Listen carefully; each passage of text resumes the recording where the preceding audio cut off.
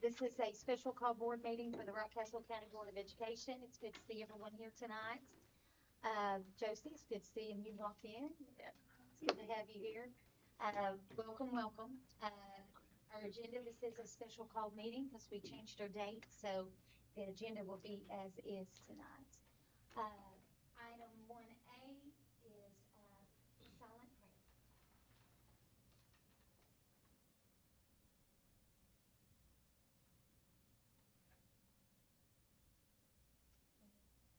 Item 1B, please let the minutes note that Ms. Lisa cannot be with us tonight. Item 1C, the reading of board team commitments. Anyone will volunteer? Got it up. Okay, go ahead and read it then. To improve our effectiveness, the board team for Rockcastle County Schools commits to review processes and experiences to identify and direct improvements, continuously define and work toward long-term goals which serve all students of the district, make each decision based on facts and the best for all students, listen to each other and speak freely, work together, support each other and not surprise one another, discuss board deliberations to point a mutually agreeable resolution based on factual information, support the majority's decision projecting board unity towards shared goals for continuously improving district-wide student learning, operate without personal or political agendas, respect one another, agree to disagree respectfully, delegate implementation to superintendent and education team, and to respectfully remind each other of these commitments. Thank you, Ben. Item 2, adopt the agenda. The agenda will have to be as is, so I need a motion. So moved. Second. All in favor? And item 3 is our school and community showcase. We'll start. Get to I'm going. okay. Okay. Maybe.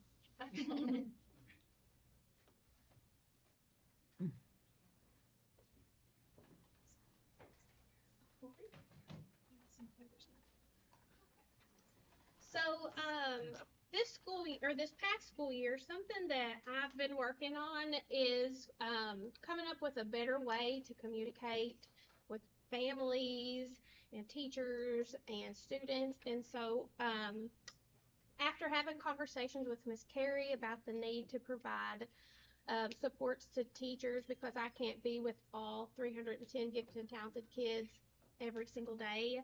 And hearing conversations with Mr. Thomas Coffey about being more transparent, I've been working all year on a gifted and talented website. And so I wanted to show you guys how to get to it and walk you through it a little bit so that you can see some of the things that families and teachers in the community can find when they go to that website. So we'll go to the menu and it's under instructional services. And I'm going to click on it. That didn't do it. Hold on. Maybe it's support services.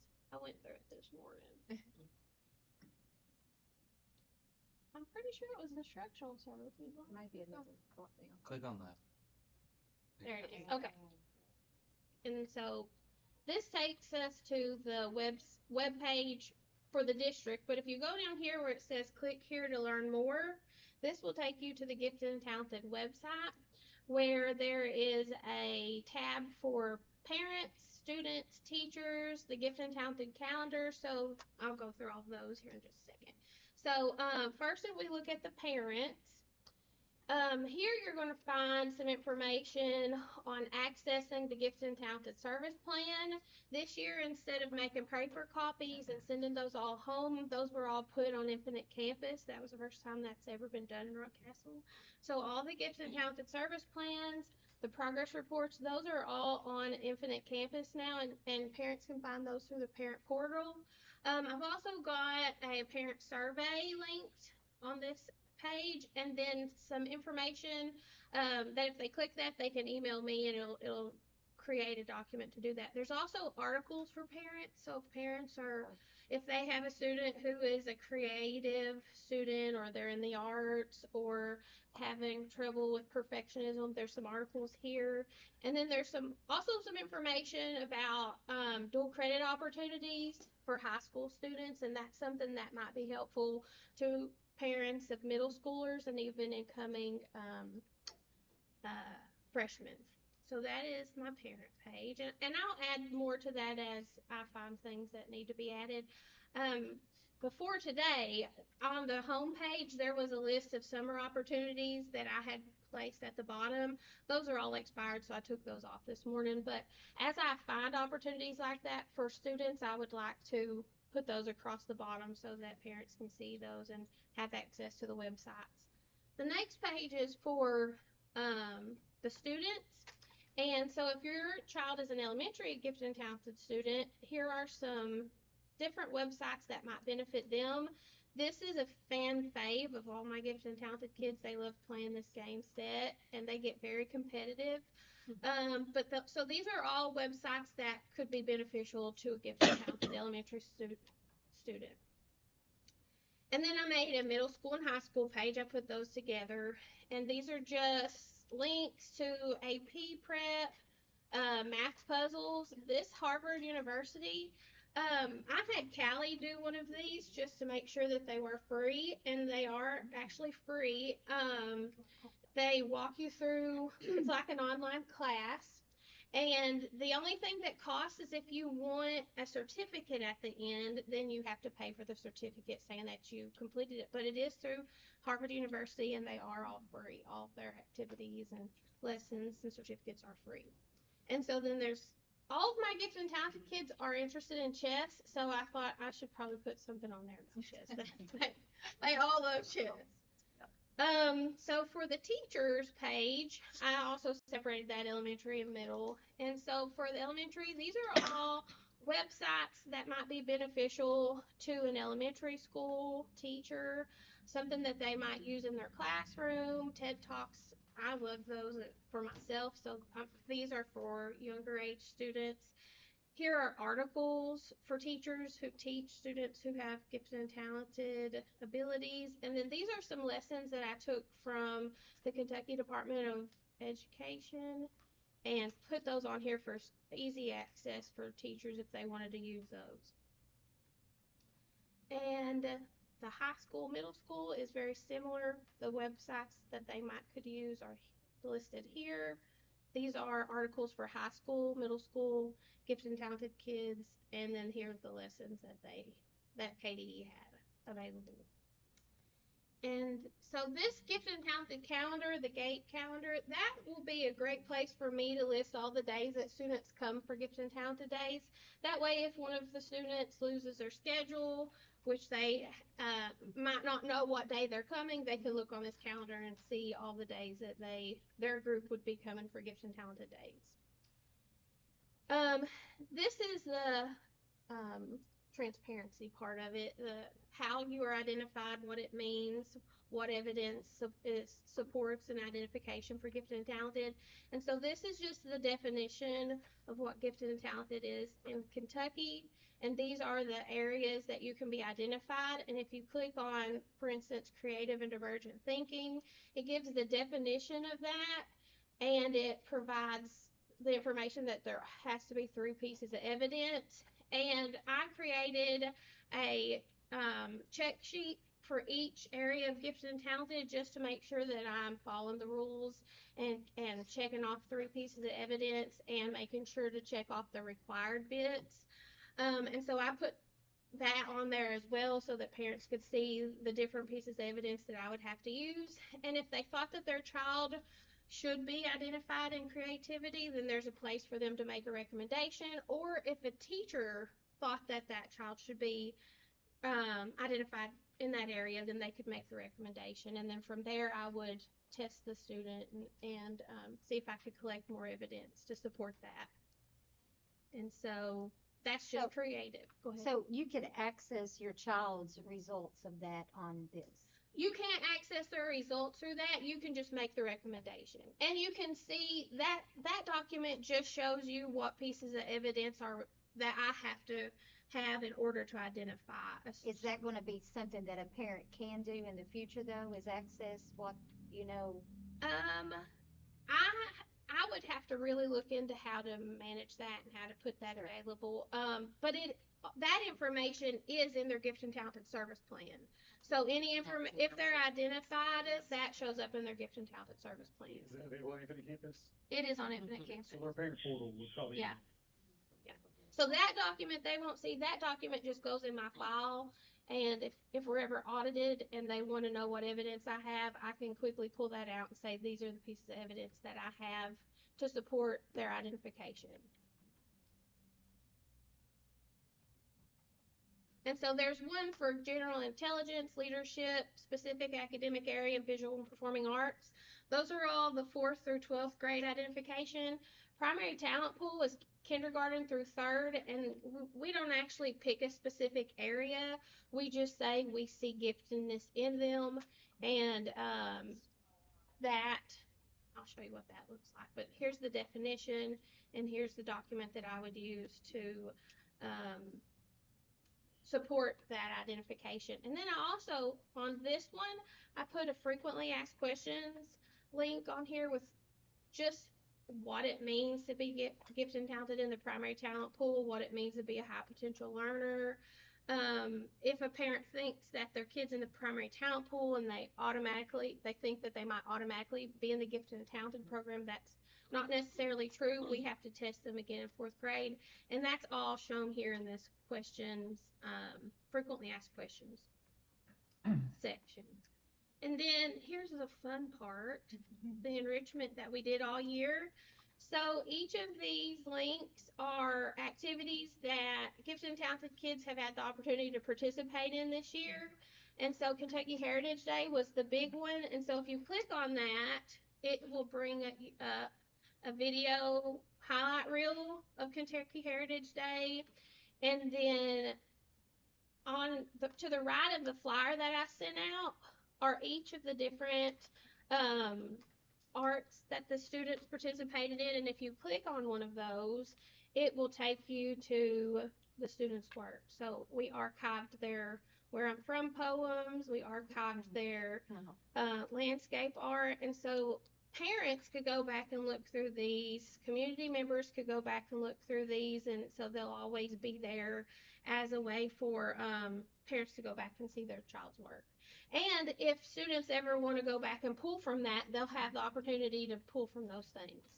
And then each one of those also had, not that one, because this one was just the writing part, but like the crocheting, there below that is a gallery.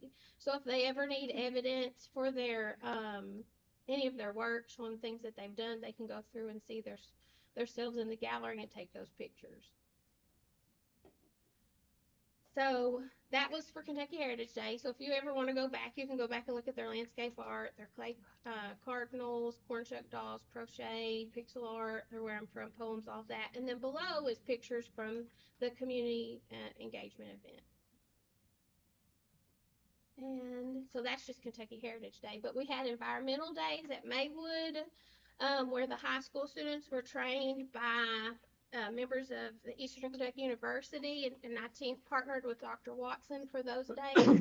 And high school students were trained how to teach those environmental lessons taught at Maywood, and we had them teach those lessons to students in Rockcastle County from the elementary schools. And so, oh no, this is environmental camp, sorry. Let me go back to environmental days since I was talking about environmental days. This is environmental days. That's through Maywood. And so there is a video, if you guys want to go back and watch it, showcasing some of the things that they did. This is showing the students being trained by Eastern Kentucky University. And then these are pictures of the elementary students working with the high school kids. It was a really great partnership between those because it provided an enrichment opportunity for elementary students, and especially targeting Rockcastle elementary students. And then it was also leadership for the high school kids who participated. So that was a great week for them. This is environmental camp. This was for all 5th grade gifted and talented kids, and we went to J.M. Feltner. And so if you click on each of these pictures, it shows the galleries of the kids participating in each of those activities. And this is a TikTok video we made of the day, and then here are our awesome chaperones.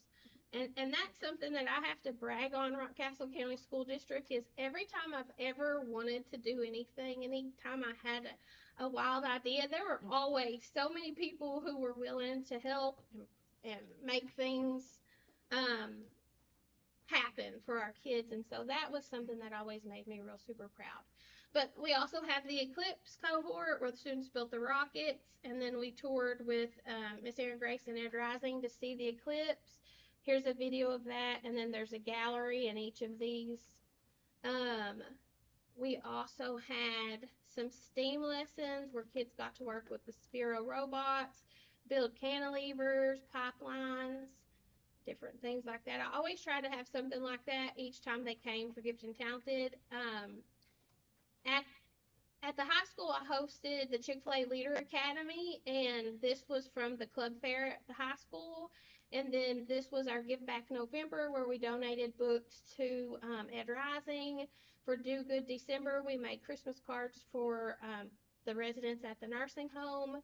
And then our impact project was to collect canned foods for the Ashley House here in Rockcastle. And the day that I delivered those, the lady, I think her name was Miss Hubbard, she said that they had just ran out of some foods in their pantry, and so that was a blessing to have those foods donated that day, specifically because the people who were living there were running low on items. So that was kind of nice when we got those delivered. And then, so we talked about the environmental days.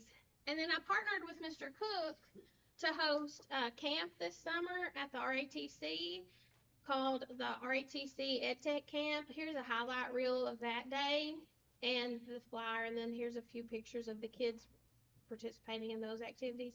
That was an awesome day, not only for the RATC to be able to show those students some of the things that they could look forward to when they go into high school, but my kids had an awesome time and really enjoyed that day.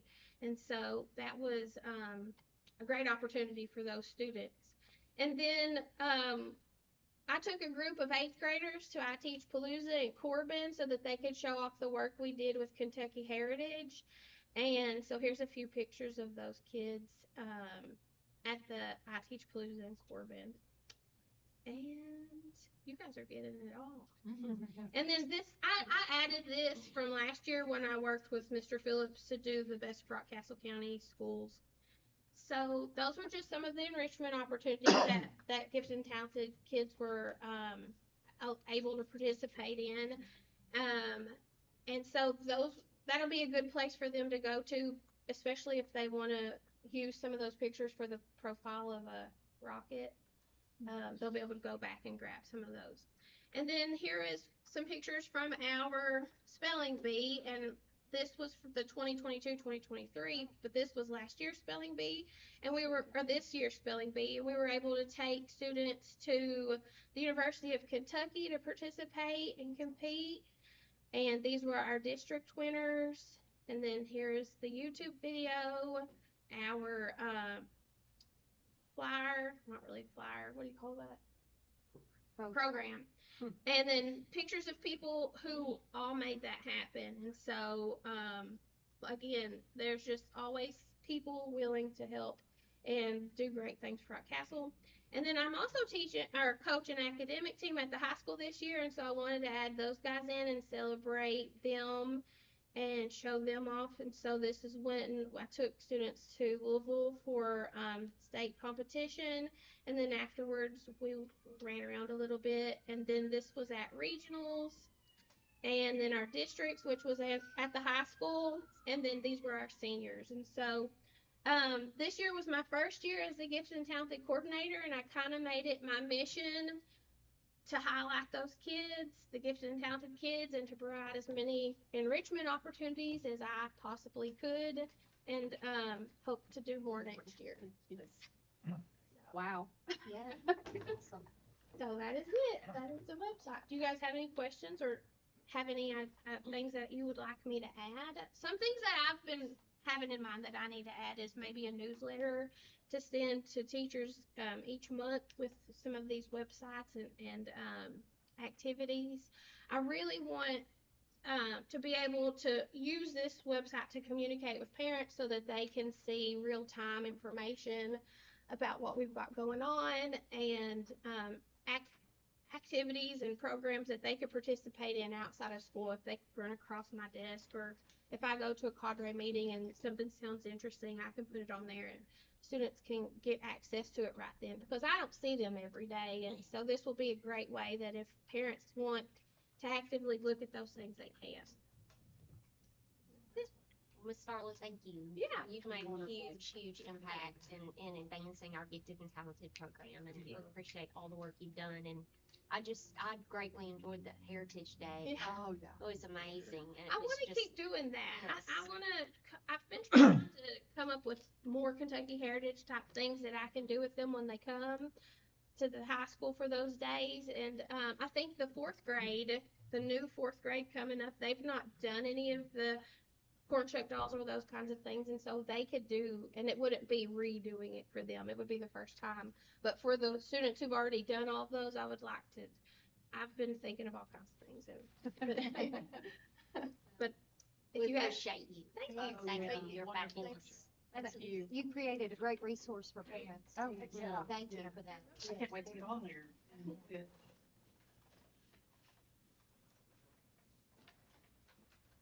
Item 4 is our public comment. I don't think we have anything scheduled for that, do we? Item 5 is operations and actions. I was lucky enough, I got already asked my questions, Miss Carrie, that I had. Do any of you have any questions concerning those? If not, I need a motion to approve operations and actions. Second, all in favor? Item 6A is review and approve the monthly financial reports. Miss Jenny? So it's an exciting time to be a rocket in the finance world. It is ending one year. We've just closed the books on 2024 today. So it's been a busy day doing that work and opening up the new year and getting things all set and ready for our school year. So it's an exciting time. You have the balance sheet for the month of June. You'll see that,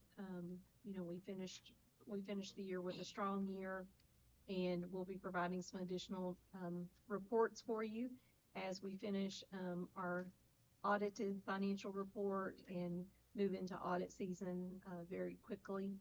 And as we move toward, the new year, do you have any questions about the financial reports?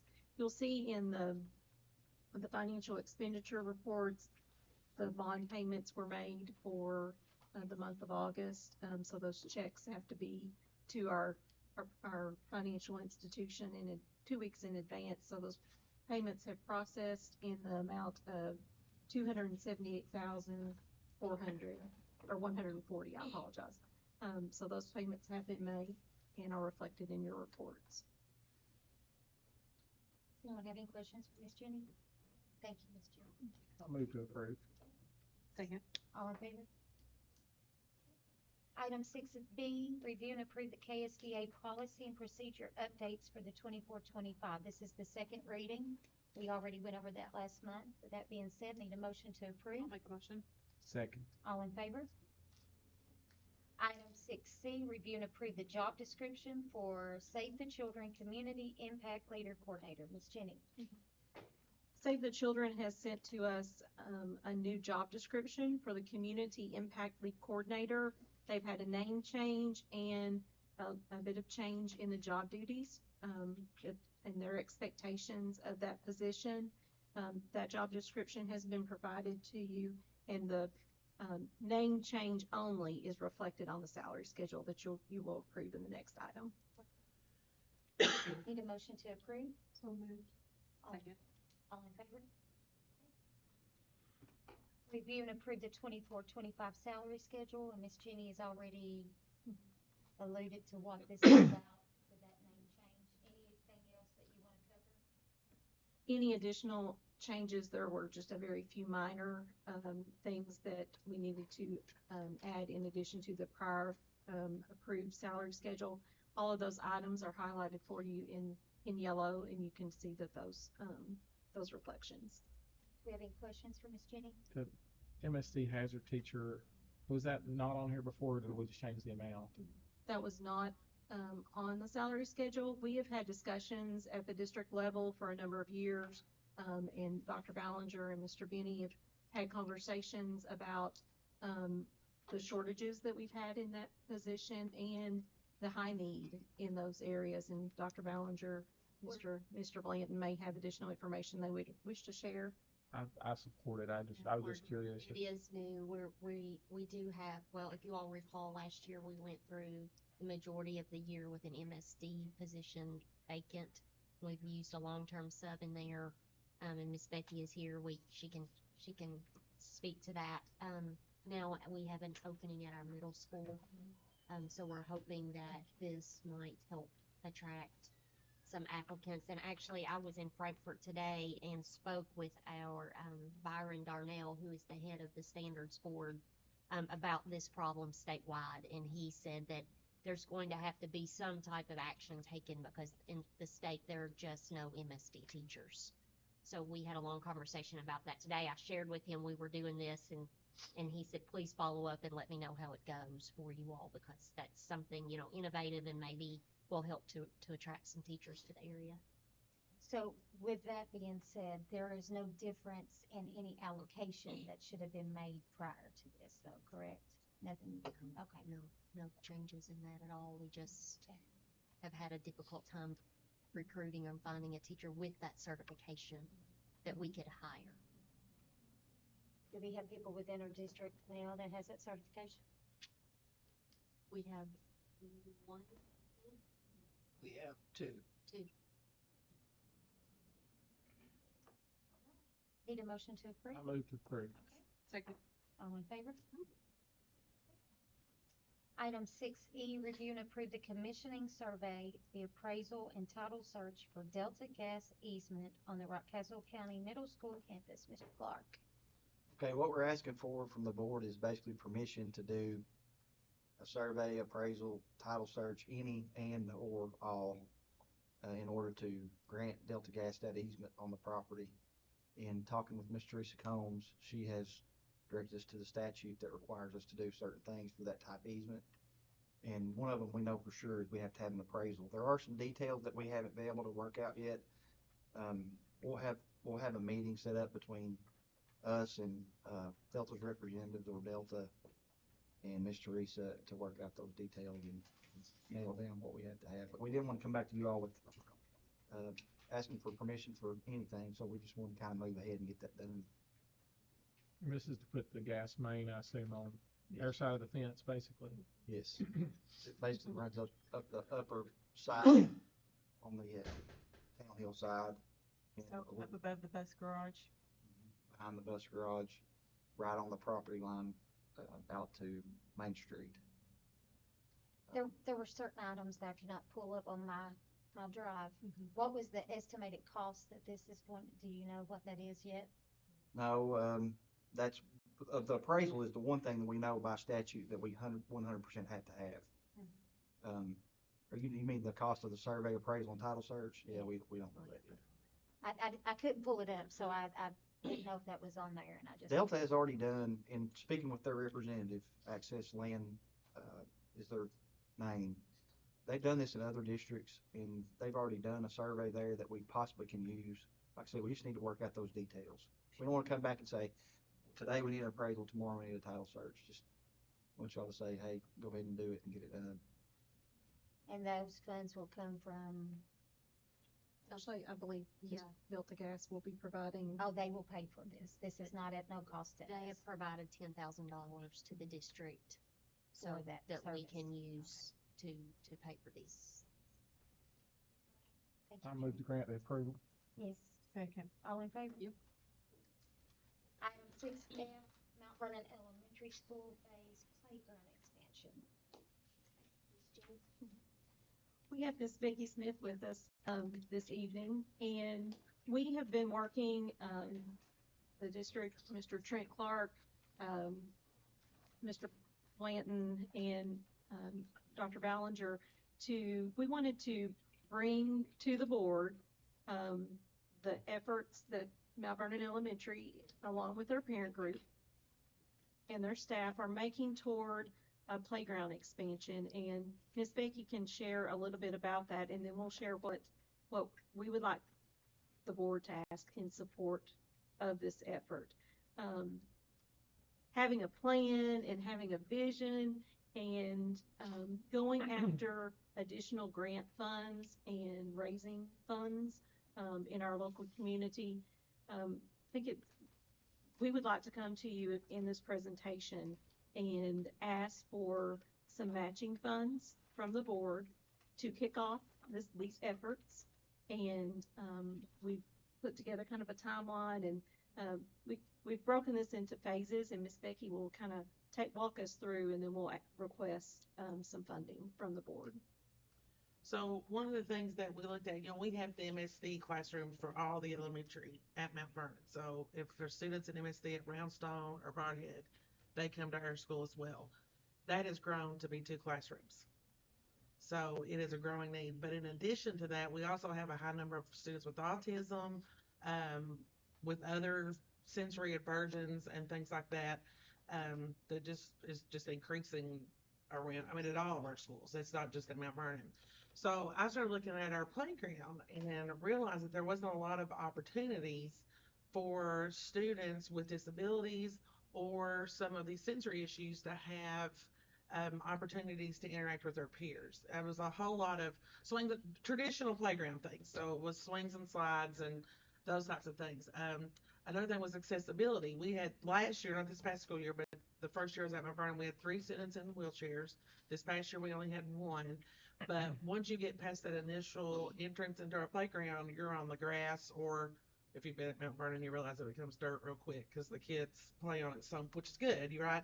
But they play on it, and so their chairs were getting dirty and or muddy, or if it had rained, whereas a non-disabled student could go and participate on the playground, they really kind of were knocked out because of the bearing down in the wet dirt. Not so much mud because we don't want them to really play out there, but more so than it would just cumber their wheelchair. So we started looking at opportunities, and I know it's not cheap, so we just kind of reached out to a few people that kind of playground planners for inclusivity, and just to kind of see what is available, what's out there, how much does it really cost. And so we started getting back some information. At the same time, our PTG was going through some fundraising to start earmarking some money towards that because it's a huge undertaking of cost. So when they brought back some proposals, and it was great. It was good. It had ramps and all these things. And Miss Jenny and I were talking about it, and I really got to looking at it. And one day I thought, well, this looks great. If people drove by Mount Vernon, they'd be like, man, they've really got it going on. They've got this playground, it's got these ramps, it's got these things in it. But when I got to looking at it, the only thing it really did for most of the students was brought them from the ground up. Once they got up there, they couldn't slide. They couldn't do the things that were up there because of, if they were in a wheelchair, you can't send your wheelchair down the slide, or those types of things. Well, you could, yeah. It wouldn't work and some well, would want to. yeah. And there really wasn't a lot of sensory things. It was more of a standard type playground, just with ramps, which I'm not saying that's not needed, but I didn't feel like that met really the need of what we needed. So I started looking at it, and so I had a catalog, and I started looking through different playground options and different things. There's a really great playground in Somerset, and there's a really good one in Laurel County. And so we looked at some of the things that they had. And so when I went kind of back to the drawing board on my own, I found some options, and we'll look at a few of those as we go through. Is Brandon, will you send that through? So our first is we broke it into phases because of the cost. Because if we wait till we get everything, we're going to be raising money for feels like foreverness and not have, anything to show for it. So one of the things is the first phase is with a musical-based interactive area that has, as you see right there, a xylophone, drums, pipes, different types of things. So students with disabilities, if it's a wheelchair disability, well, they can roll their wheelchair right up to that and have access to that. If they have sensory issues, like they don't want to climb, they don't want to slide, they don't want to swing, there's something else here for them to interact besides just sitting out there being with their friends. You know, high school kids would love that. Leave me alone. Let me just sit under the street and talk to people, right? Elementary kids want to run around and play, and usually what happens, they end up playing. That's where you get Red Rover and broke arms, right? So, you know, they do those types of things. So this gives them something else to do. But it's also a bang for your buck kind of thing because the music class can have an outdoor classroom. They could go out at non-recess times during music class times and have some opportunities to kind of have an outdoor. You traditionally think of an outdoor classroom science-wise, plants. You know, I mean, I did that myself as a science teacher when we had an outdoor classroom. Um, and so this gives music, which I kind of thought was pretty novel because you don't think of doing that, but it also helps that not just be a recess thing, it's also a curriculum uh, opportunity for our music teacher. And you might have some students that um, kind of, once they do that, realize, hey, I might want to be, and we got Bailey back here that's talking about trying to build the band up that might decide, hey, I'm like, they have these instruments in the band. And so they could get that interest in kindergarten, first grade, second grade. So by the time they get to middle school, they might be like, hey, I want to do that. So that was phase one. Phase two is looking at, I think there's another picture, is I always laugh. I grew up in the age the merry-go-round either made you or broke you, right? I broke my arm on the merry Yeah. That and the teeter-totter, I always say. One of my friends at school, she broke her collarbone on the teeter-totter. That was gone. So uh, you would hold on for dear life and hope that you didn't end up as it's a great physics lesson opportunity as a science teacher. I heard somebody joke one time and said they'd end up in a ball of blood, gravel, and tough skin jeans, right? But I love this because it's a to the ground orbit, which we would call a merry-go-round. But one thing you notice about that, it's wheelchair accessible.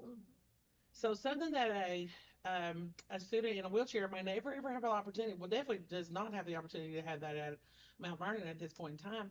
We could put them on that. They can access it themselves if they're able to, because sometimes even some of the students we have had in wheelchairs aren't able to even move their own wheelchair. We help them, but some have the ability to move their on their own. But they can access that. It's safe. We have a surfacing with that so that you're not rolling a dead gravel up out of your knees anymore like you did in the 80s. So that would be phase two. And it doesn't take up a big space. All of this is there's a lot of space at Mount Vernon in the playground area so that you could put both of these items with no big loss of space because you can kind of put them. We have the wooden playground, which by the way has been there since 1990. Miss Lovell, because I did some research on how old some of that is, and we put lipstick on it last year in the form of gray deck coat to which helped it a whole lot. But it's 37 years old, and we did some repairs on it, and it's still loved and used and great. But between that and the swing, there's a handicap swing that has a wheelchair swing on that. Some of this will go in the middle between that, so it'll just kind of continue that right on around. We've been working with Trent and Mr. Coffey to kind of lay out the best place for that. And then phase three would be a fitness course. We've seen these in a lot of communities that have low to the ground opportunities for kids to participate in things. And like this says here, like a full body workout, which we know that right now, a number one problem in our whole country. I watched, this was just yesterday. I was doing a webinar and it said 66% of adults in America take some type of prescription medicine. And the 5 top, and you may even, Ms. Angie, can this is for cholesterol, high blood pressure, thyroid, and diabetes. And physically, when I was a kid, my mom sent me outside and you played and you didn't come into the lights and you wanted to play. You rode your bike, you did those things. Well, you drive around neighborhoods now, kids don't do that. Last time I saw that, honestly, was probably during COVID. When they were forced to stay home, I said my neighborhood became like the neighborhood I had when I was a kid. Because the kids got out and rode their bike. I mean, Miss Jenny can say that they rode their bike, they were playing ball, and I'm like, this is ridiculous. Even at a terrible time. And so this is something to kind of promote some opportunity for them to have opportunities outside in our playground for that.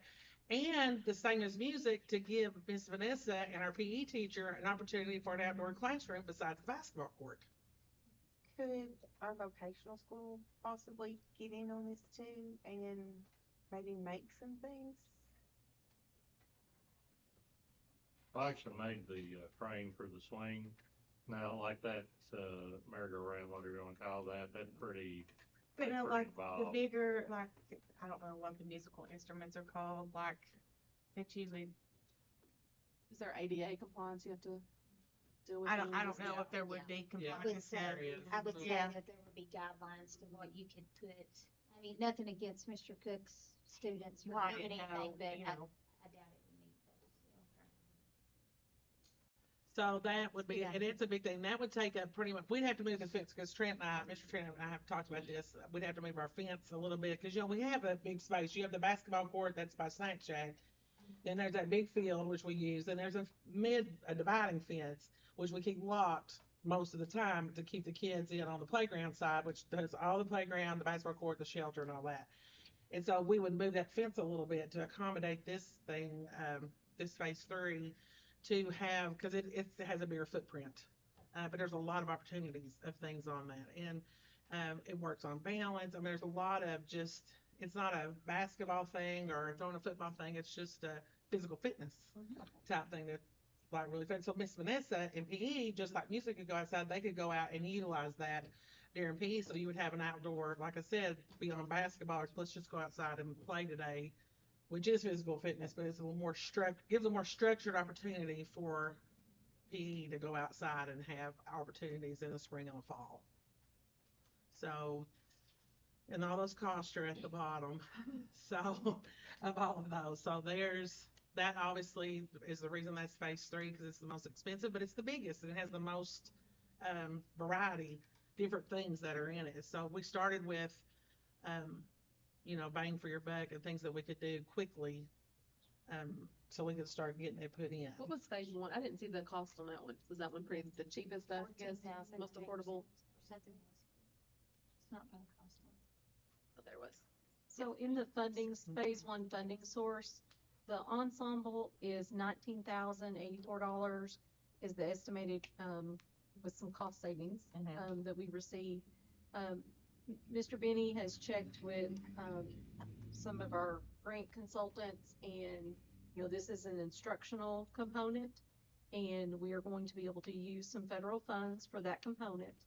What we come to the board requesting is we would like to use $10,000 cash match, and we would like to, that will come through the facilities funding and would be reflected, if approved. That increase would be reflected in our working budget that you approve later this fall. But we come to you requesting a $10,000 cash match that would be budgeted in the general fund. These funds are very, very important to the future of this project. It gives the parent group and Mount Vernon Elementary some leverage when writing grant applications. If we're going to go after funds, let's create a package and a pathway for success for this project, because we're all really excited about it, and I know you will be as well. So we do request those matching funds and an effort to support the endeavors of the parent group in Mount Vernon Elementary in raising future funds to get us, mainly to get us to that phase 3 project. Do we have a grant writer for this? Actually, Miss Jana Bray and several parents at Mount Vernon Elementary are actively seeking grant opportunities. One of the reasons we wanted to bring this information to you is to make you aware of that and know that we would be bringing back requests to approve grant applications for this project. Some of those may be timely, and we just wanted to go ahead and put this out there and see what we can do as a team effort to support these efforts. So the ask is for 19,000 or 29,000? It's 29,084. That 19,084 will come through federal grant funds. We're asking for $10,000 cash match from general fund. that is not currently budgeted. This is for phase one. This is And just we'll for just phase one. we'll readdress it on the other phases. Yes. Yeah, okay, cool. Phase two, the little Merry-go-round. thing. In the orbit, I guess is the new word. I guess I would recommend maybe seeking out, maybe, hospitals, just because, we provide for a lot of the students that, live there, you know, that they may be willing to do a match also. Is there something, I guess, I know that wheelchair goes up on there, but is there something that goes behind them that, Yeah, they Lock them in there. harness in. okay. It's, Does that, Miss Becky, does that price include the floor, the ground, the rubber? So the $10,000 will really be utilized by Mr. Trent and his team For the- to floor's create some expensive. surfacing. But this the larger surfacing project will come in phase three. Yeah. So we're taking some stepping stones to get us to that larger, surfacing project. And we want the surfacing that you saw on the picture, because wood chips or rubber mulch, your wheelchairs get bogged down in. Or, I mean, we even have students that have mobility disabilities, without a wheelchair. So it just makes it cumbersome for them to go through. So we just thought an even surface that you'd have to trudge through would be a little more beneficial. For all elementary Y'all, kids. well, for Yeah, real. us. For all I mean, adults. for me, I mean, if we're being honest, I'm level two, so. And so, you know, we're just trying to be thoughtful, and plus it's just easier to maintain, it's just easier to clean, but we can clean it off good, like, I'm talking like leaves or whatever, things that come off, and then we don't have to worry about things making homes in it and all that stuff, you know. You know, the park that you were referred to in Somerset, it's beautiful. It's It's amazing. When I go there, I get very disappointed in some of the parks that we have here. And I know that we're growing. It's a work in progress. But, I mean, it's amazing. And I would love for our children to have access to that same type of opportunity. So I'm definitely, I would be willing to give you a bigger match than 10,000, just to let you know. appreciate that. We might need it. So be Hang on. careful. Back. Yeah, because I mean, like we said, it's, and we've priced different places. We've not, I mean, we've looked at, you know, trying to be judicious consumers and wise with our money about it to try to get the most bang for your buck and what we think kids would like. You know, you don't want to put us in a whole lot of mail and have 7 kids like nobody else wants to play it. You know, so we try to do high interest things that would attract kindergarten through 5th grades, because you got a wide range of kids there, and even the preschool, which has their own, and they've got a lot of accessibility things within the preschool playground, but there's times they could go out there and access that as well, and so it just would really help us all the way around. I guess I would have one more question. Are you looking at a certain time frame of when this would be? ASAP.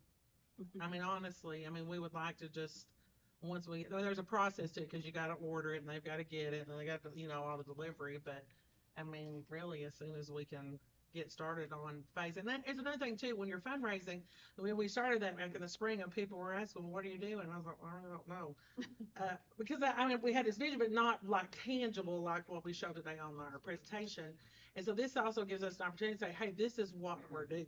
This is what we're going for. This is what we're trying to look for, which I think would ramp up our fundraising efforts to help us give, you know, because people are apt, I mean, myself included, I'm more apt to give or buy or support if I see what it is that we're trying to do, instead of something nebulous, like, well, we're just trying to make a playground bigger. There's something tangible to that. And so that's the reason we broke it into phases, so we didn't have to wait so long, like I said at the beginning. So really, I mean, as soon as we can, get it going. Well, I appreciate y'all taking the lead on this and the work. I guess my question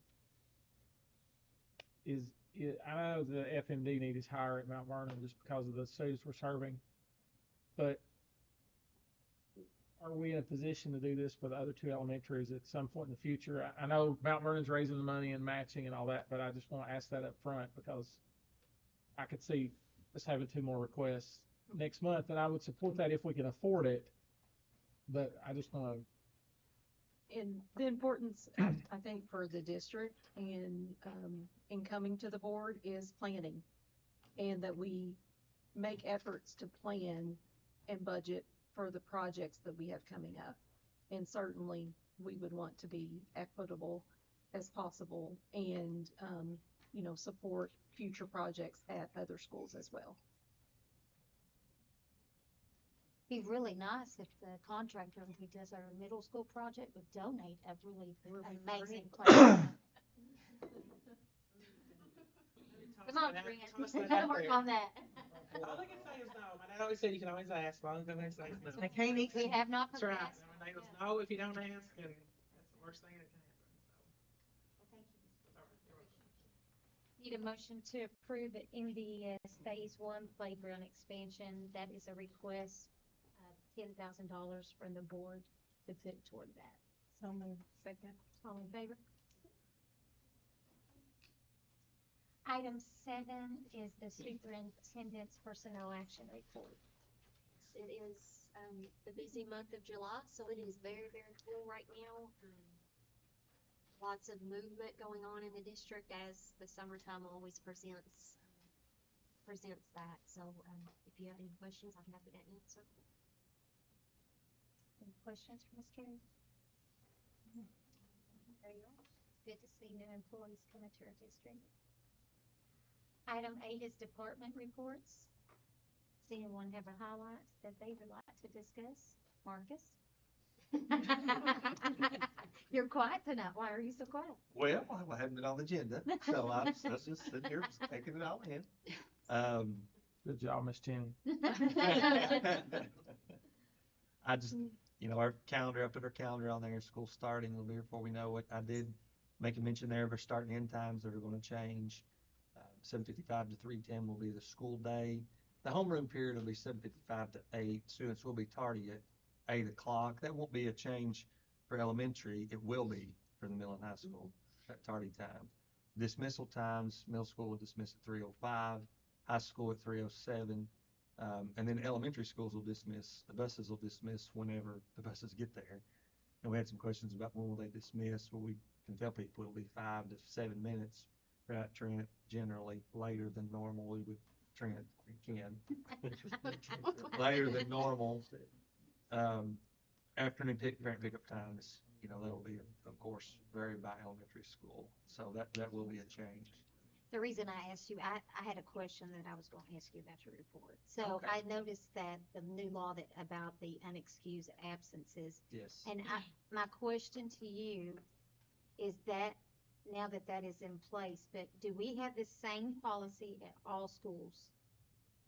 Our attendance policy is the same. At all schools, correct? Yes, but this is state law. Mhm. I think it was last month, or actually it's in this month too, you did the second reading of the policy update, you all just approved that. So that did change the number of parent notes at the high school. Historically, it was 4 at Rockcastle County High School. And middle and elementary school was 6. So that is a change to make it uniform. So now it'll be the same for every school. Of course, this is a state law, and it specifies DPP shall notify the county attorney if you have more than 15 unexcused absences. That's unexcused absences. That's a big number, don't you think? So that's pretty egregious. So that's something though that we'll have to do at this point.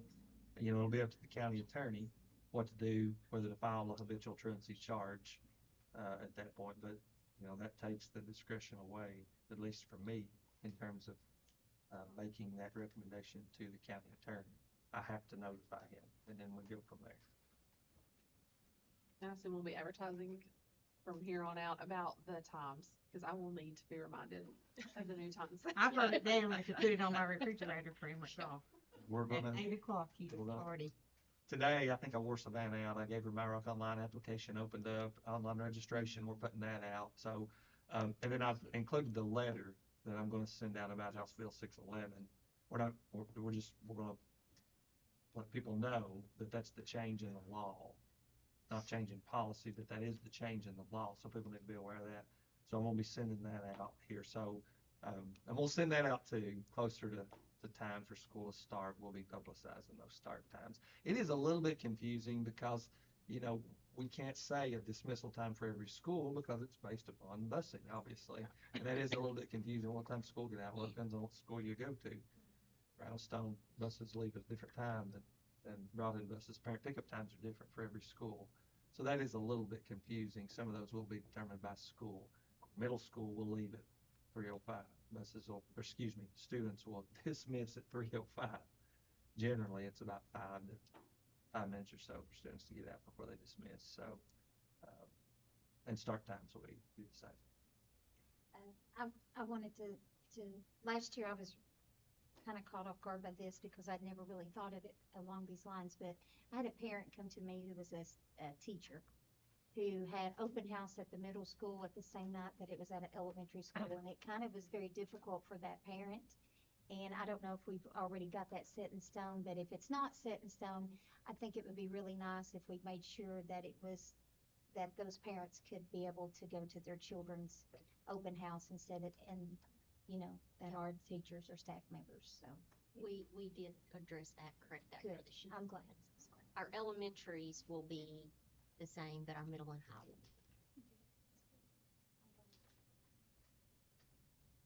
Anyone? Robbie? Ken?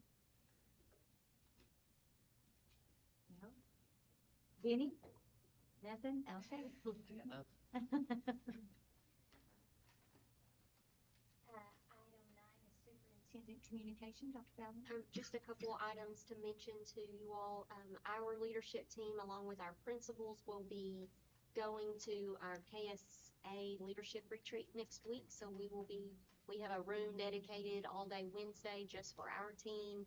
Then we will attend the KASA conference together Thursday and Friday morning, and everybody will be back in the district Friday afternoon. So really looking forward to that. I guess this is our 3rd year doing that, and it always is very beneficial, and we come back ready to start the school year. So excited for that. We have rocket launch the 16th of August. That's our professional development day. If you all want to put that on your calendar, if anybody is available that day to come help us serve lunch. What day is that again? August 16th. You put me down. Okay, great. And as soon as we get a little closer, Mr. Thomas and I can send you all out the exact time for that, but we'll be serving lunch to all our staff. Would love to have you all join us if you're available. And if you could also put on your calendar August the 15th, we will have our new staff meet and greet here like we did last year, just an opportunity for our new staff members to meet our central office staff and to meet other principals and to meet you all as board members. So, and that will be beginning at 3:30 in the afternoon. So they have their first day of PD, and then our new staff members will come here. So we'd love to have you all join us for both of those events if you're available. Do we have any job postings right now? We have our MSD position at middle school. We have Miss Becky has an elementary position. We have an elementary position at Roundstone, and we have a band position right now. And I think everything else right now is full. We've got everything else filled. They have that mental health advocate position. It's our mental health advocate, yes. Thank you. So we feel good where we are right now at this point in the summer. We feel good. We feel we had our math and science I was positions, gonna say, we and have we've no got math and science. we got those taken care of, and so we're excited about that. I'm going to ask, since we have a parent here that I'm sure is very vocal and has spoke up about this, do we have anyone at our high school that can step up to help the band during this transition time? Because I know they have a lot of things that they focus on early in the school year. We do not have a high school teacher, but we have another teacher in the district that Mr. Russell is meeting with tomorrow that is going to step in and help with the band until we're able to hire someone. So actually talked to Miss Josie about that today. So is that position posted? Yes, it is posted. I posted it yesterday. So it will have to post for 15 days before we can officially hire someone.